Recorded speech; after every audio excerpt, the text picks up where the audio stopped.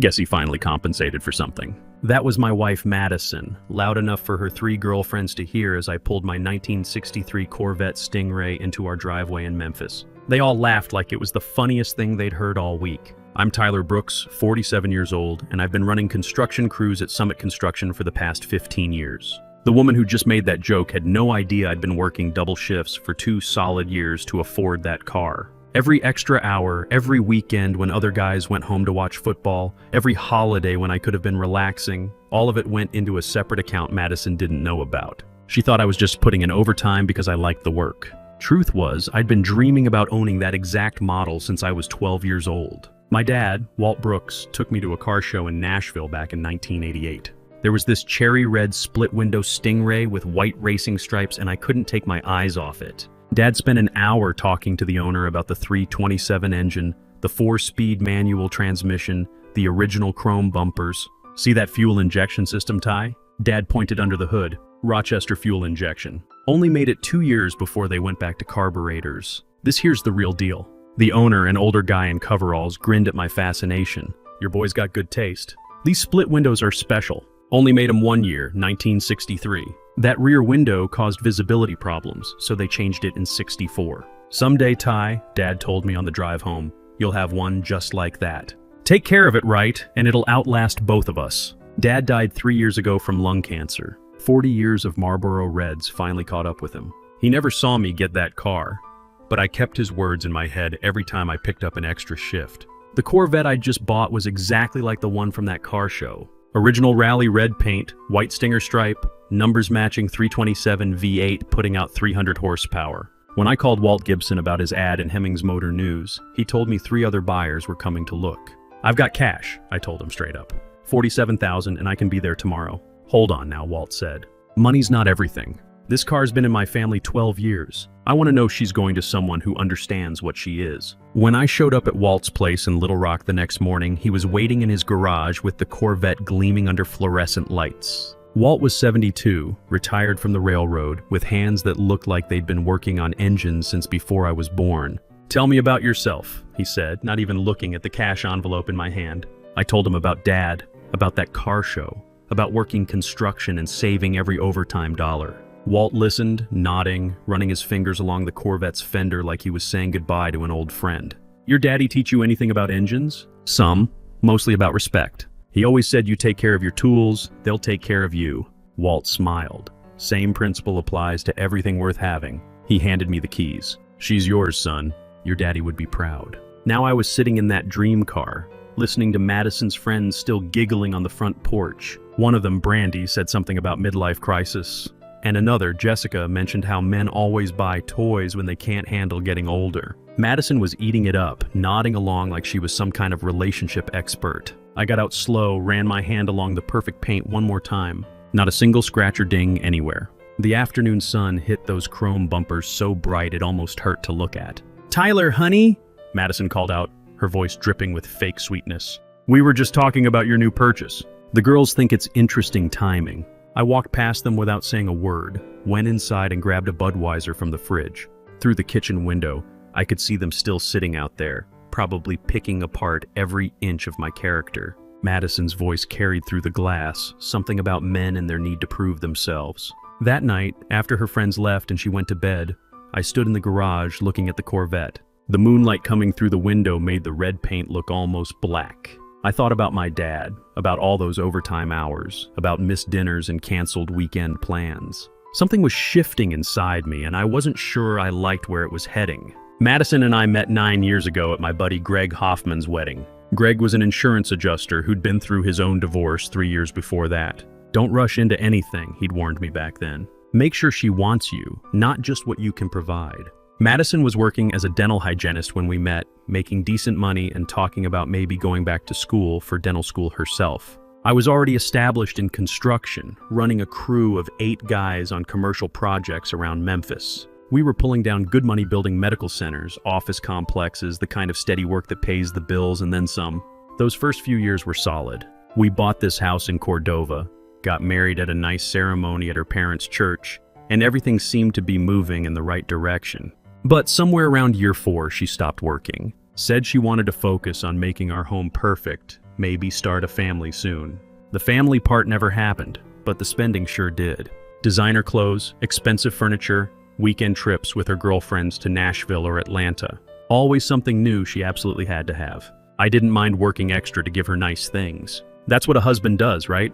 But the comments started around year 6. Little digs about my work clothes, my truck, the way I looked when I came home covered in dust and concrete. She'd make jokes to her friends about being married to a construction worker, like it was something embarrassing. Like the money I brought home wasn't good enough, just the source of it. Tyler fixes things for a living, she'd tell people at parties with this laugh that made it sound like I was some kind of handyman instead of a project supervisor managing million-dollar jobs. My crew respected me. Jake Murphy, my foreman who'd been with me 15 years, always said I ran the tightest operation in Memphis. Brooks's crews don't mess around, he'd tell new hires. We finish on time, under budget, and nobody gets hurt. Last year, we completed the Westfield Medical Center 3 weeks early, saving the client $200,000 in interest payments. But Madison never asked about work anymore. Never wanted to hear about the challenges of coordinating concrete pours, managing subcontractors, or dealing with city inspectors who could shut down a project with one violation notice. The Corvette obsession became her favorite target. Every time I mentioned seeing one for sale or talked about finally having enough saved up, she'd roll her eyes. We could use that money for real things, Tyler, like remodeling the kitchen or taking a proper vacation. Last month, I found receipts in her purse from a shopping trip to Atlanta. $800 on clothes and shoes in one afternoon. When I asked about it, she said she deserved nice things after putting up with my boring car talk all the time.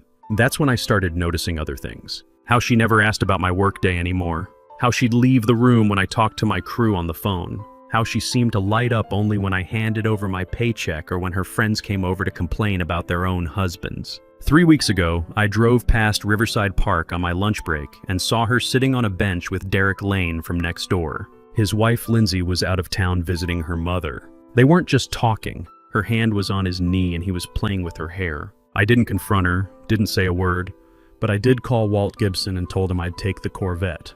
Maybe that was the moment I started planning something I hadn't even admitted to myself yet. The night after her compensation comment, I couldn't sleep. Madison was out cold beside me, snoring lightly like she always did. I kept replaying the scene in the driveway, hearing her friends laugh at something I'd worked so hard for. At 2 in the morning, I got up and went to the garage, turned on the overhead light, and just looked at the Corvette. It really was beautiful. Walt had told me stories about driving it to car shows, taking his grandson for rides, the pride he felt every time someone stopped to admire it. I restored her myself, he'd said during the handover. 10 years, piece by piece. Engine rebuild, new interior, paint job. But I kept everything original spec. No modifications, no modern upgrades. She's exactly like she rolled off the line in St. Louis in 1963. That's what I'd imagined for myself. Taking care of something valuable. Being part of a community that understood quality and craftsmanship. Instead, I got public humiliation. I opened the glove compartment and pulled out the registration papers. Everything was in my name. Title, insurance, all of it. Madison had no claim to this car. Hell, she had no claim to most of our assets if it came to that. The house was bought with money I'd earned, the furniture, the vacations, even her car, all paid for with overtime hours while she spent her days doing whatever she wanted. That's when it hit me. I was 47 years old and I was living like a prisoner in my own life. I went back inside and opened my laptop. Started looking at apartment listings in Little Rock, about 2 hours away. Found a 1-bedroom place at Riverloft Apartments near the Arkansas River. Month-to-month lease available immediately. The rent was less than what Madison spent on clothes in a month. Then I looked up divorce lawyers, read about asset division, about what happens when one spouse has been financially dependent on the other, about proving adultery in Arkansas and how it affects settlements. By morning, I had a plan. For the next 2 weeks, I played the perfect husband. Complimented Madison's cooking, asked about her day, even suggested we take a weekend trip to Nashville like she'd been wanting. She ate it up, probably thought her little joke had put me in my place. But I was moving money, opening an account in Little Rock, forwarding my mail to a post office box, taking pictures of receipts, documenting her spending, building a file. The hardest part was acting normal when I saw Derek next door. He'd wave from his yard like nothing was happening, like he wasn't screwing my wife while his own wife was visiting family. I waved back every time. Meanwhile, Rick Turner from Riverstone Builders had been trying to recruit me for months. He'd heard about our Westfield project and wanted me to run his historic renovation division in Little Rock. "You've got a reputation for quality work," he'd told me over beers after a construction trade show. "I need someone who understands that some things are worth doing right, even if they take longer." Rick was about my age, divorced himself about 5 years back. "Marriage fell apart when she decided my paycheck was more important than I was," he'd said. Best thing that ever happened to me, honestly. Now I wake up every morning in my own place, doing work I love, and nobody's there to tell me I'm not good enough. Yesterday I put in my notice at Summit Construction. Told my supervisor I was transferring to Little Rock to work with Rick. He understood. Good supervisors were always in demand, and Rick's offer was too good to pass up. Jake Murphy shook my hand and said, "Wherever you go, boss, you'll do fine. You taught us what it means to take pride in our work." Tonight was the night. Madison was hosting another one of her friend gatherings tomorrow, planned to show off some new furniture she'd bought with my credit card. Perfect timing. I packed one bag and put it in the Corvette's trunk. Everything else I owned could be replaced. Some things were more important than others. I was about to find out what freedom felt like. The next morning, I waited until Madison was in the shower to load the last of my important papers into the Corvette. Bank statements, insurance policies, the documentation I'd been gathering. Everything fit in a briefcase that slid perfectly behind the passenger seat. My phone rang. Derek from next door. "Hey Tyler, you heading to work early today? Saw you loading up the car." "Something like that," I said, not bothering to hide the edge in my voice. There was a pause. "Everything okay, man? You sound a little off." I looked toward his house, wondered if he was watching from his window. "Everything's fine, Derek. Just fine." After I hung up, I realized he'd seen me packing. That meant he'd probably mention it to Madison when they had their next little meetup. I needed to move faster. I left a note on the kitchen counter. Simple and clean. "Madison, I've gone to Little Rock to think things through. Need some time away. We'll call in a few days. Tyler." No explanation, no drama, just facts. I was backing out of the driveway when my phone started buzzing. Text from Madison. "Where are you going with your car? Derek said you were packing." Another buzz. "Tyler, answer me. What's going on?" "This isn't funny. Come back home right now." I turned off my phone and headed for the interstate. The drive to Little Rock took exactly 2 hours and 15 minutes. The Corvette handled like a dream, smooth and powerful. I had the windows down, radio playing classic rock, and for the first time in months, I felt like I could breathe. Highway 40 stretched out ahead of me, and every mile put more distance between me and 9 years of feeling like I wasn't good enough. Riverloft Apartments was in a converted warehouse downtown. Nothing fancy, but it had character. Exposed brick walls, big windows overlooking the Arkansas River. Rick Powers, the landlord, was waiting for me with keys. "Nice ride," he said, nodding at the Corvette. "Don't see many of those in original condition." "She's been well cared for," I said. "I can tell. Garage space comes with the apartment if you want it. Extra $50 a month. I'll take it." That evening, I finally turned my phone back on. 17 missed calls from Madison. 8 voicemails. A dozen texts that got progressively angrier. The first voicemail was confused. "Tyler, what are you doing? Your note doesn't make any sense. Call me." The third one was irritated. "Okay, this is ridiculous. I don't know what kind of midlife crisis you're having, but you need to come home." By the 7th, she was furious. "Fine, stay gone, but you're not taking that stupid car away from me." I helped pay for it too. That was interesting. She'd never contributed $1 toward the Corvette. Never contributed much toward anything, actually. The last voicemail came in around 9 p.m. "Tyler, Derek told me he saw you packing like you were leaving for good."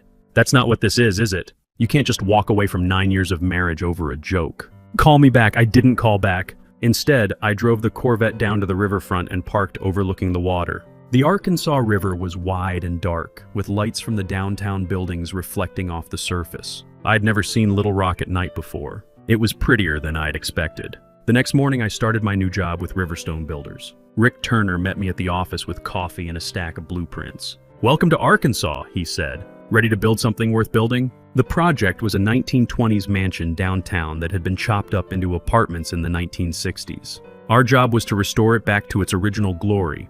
Hardwood floors, crown molding, period-correct fixtures. The kind of detailed work I'd always wanted to do, but never had time for in Memphis. Previous contractor cut corners, Rick explained, showing me photos of the damage. Covered up original woodwork with drywall, painted over carved details, installed cheap fixtures. We're going to do it right, even if it takes twice as long. The crew was smaller than what I was used to, just 6 guys, but they all knew their trades. Tommy Wright, the Finnish carpenter, had been restoring historic homes for 20 years. "This place has good bones," he told me on our first walkthrough. "Just needs someone who understands what it's supposed to be." During lunch break, Rick asked about the Corvette parked in the company lot. "Always wanted one of those," he said.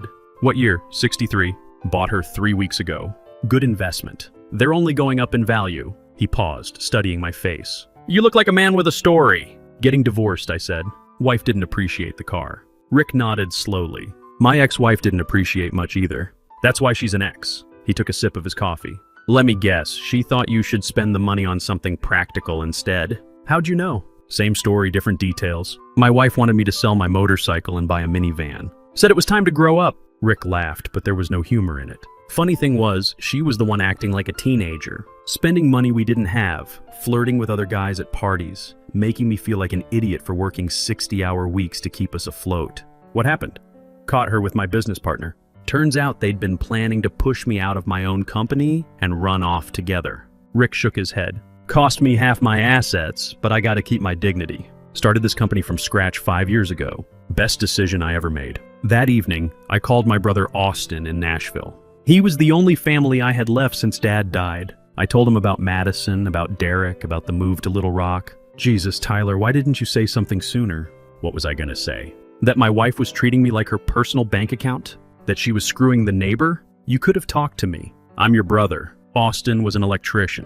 Divorced himself about 10 years back. His wife had left him for a guy with more money, took half his tools and his truck in the settlement. "I learned something important from that mess," he said. "A woman who really loves you doesn't make you feel small. She builds you up." "I needed to figure it out myself," I said. Austin was quiet for a minute.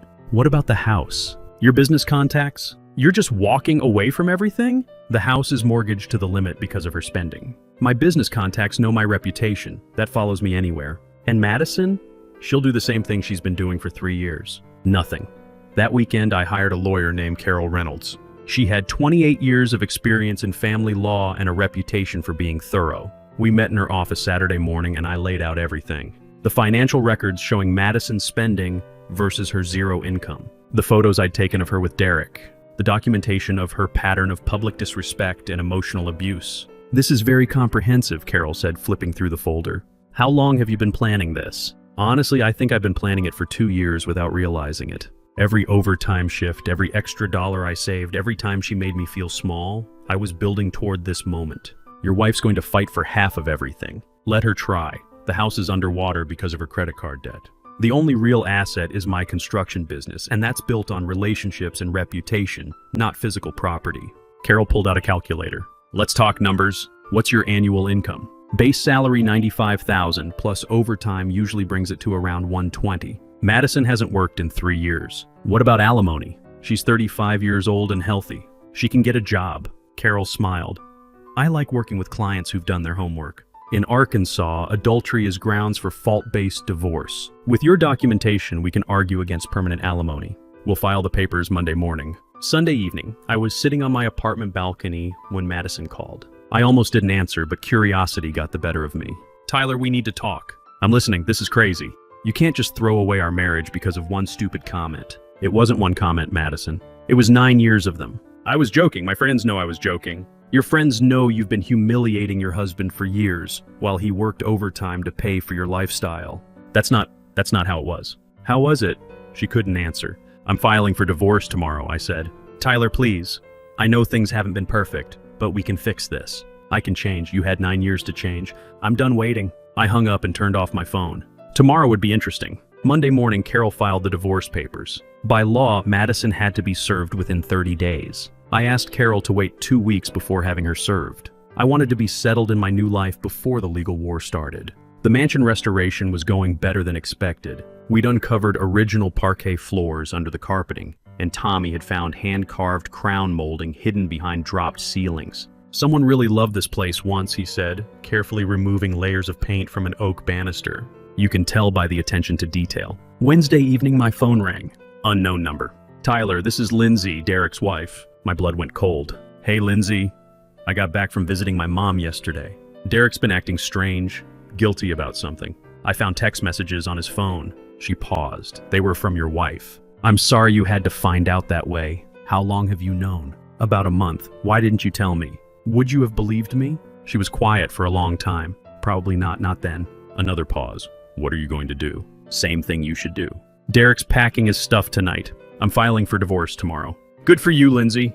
I'm sorry about Madison. About all of it. You deserve better. So do you. After we hung up, I felt something I hadn't experienced in years. Validation. Someone else had seen what I'd been living with and they understood why I'd left. Friday morning, Madison called from a number I didn't recognize. Tyler, Derek told his wife about us. I know, she called me. You knew about us and you didn't tell her? That wasn't my job. She's divorcing him. She's taking everything. His business, the house, their savings. Good for her. Tyler, this is serious. People are talking. Everyone knows what happened. Let them talk. My friends think I'm a terrible person.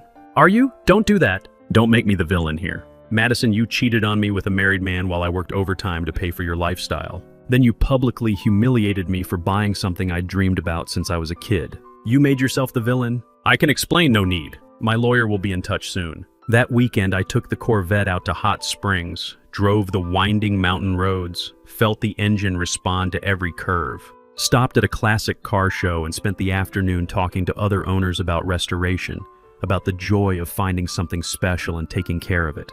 An older man with a 1965 Mustang struck up a conversation. That's a beautiful split window. Original $327. Numbers matching, I said. Bought her from Walt Gibson in Little Rock. Walt's a good man. Been in the hobby 40 years. He extended his hand. I'm Bill Crawford. You new to the area? I told him about the divorce, about starting over in Arkansas. Bill nodded like he'd heard the story before. Went through something similar myself 15 years ago. Wife thought my car hobby was a waste of money. Wanted me to sell everything and buy a bigger house. He gestured around the car show. Look around you. See all these guys? Most of us have similar stories. We found each other through our cars, became a family of sorts. That's what it's all about, said another owner who'd joined our conversation. Not everyone understands the connection between a man and his machine, but when you find the right one, it's worth everything you put into it. Driving home that evening, watching the sunset paint the Arkansas sky orange and purple, I thought about what they'd said. The right connection was worth everything you put into it. I'd learned that lesson about more than just cars. 2 weeks later, Carol called with news. Madison was served this morning. She wants to meet with you, with both of us. She says she has an offer. Thursday came. Madison looked smaller somehow, sitting across from me in Carol's conference room. Her lawyer, a nervous young guy named Bradley, did most of the talking. My client recognizes that the marriage has irreconcilable differences, he started. Your client committed adultery, Carol interrupted.